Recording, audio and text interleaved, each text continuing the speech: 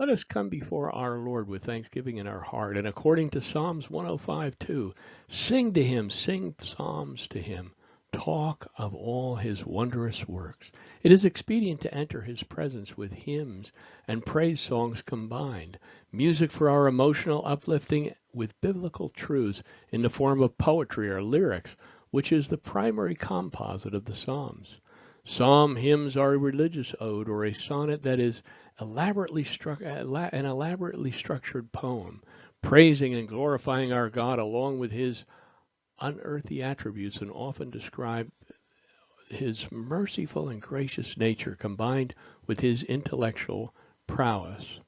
The Spirit of God points out the connective value of hymns in many passages. For instance, we find Paul and Silas in prison in Acts 16:25 when, about midnight, Paul and Silas were praying and singing hymns to God, and the prisoners were listening to them. What was actually taking place is defined for us in Ephesians 5:19. They were speaking to one another in psalms, hymns, and spiritual songs, singing and making music from their heart to the Lord. The singing of praise at the beginning of meditation in the Word or before preaching a sermon is most appropriate according to Hebrews 2:12, where the Spirit writes through the worship leader, I will proclaim your name to my brothers. I will sing hymns to you in the congregation.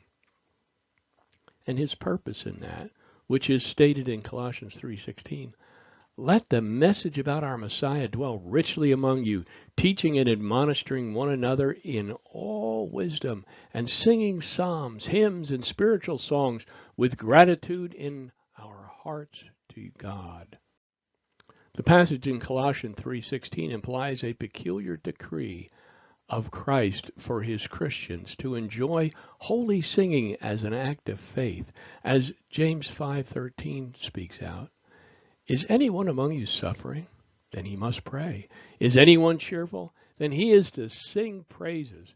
We read in Psalms 95:1-3, Oh, come, let us sing joy to the Lord. Let us shout joyfully to the rock of our salvation. Let us come before his presence with thanksgiving. Let us shout joyfully to him with psalms. For the Lord is a great God and a great King above all gods.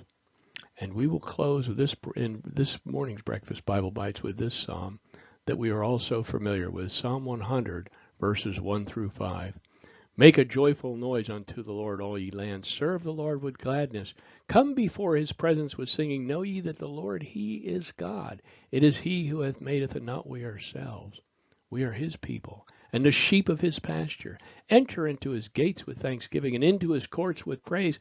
Be thankful to him and bless his name, for the Lord is good, his mercy is everlasting, and his truth endures for all generations.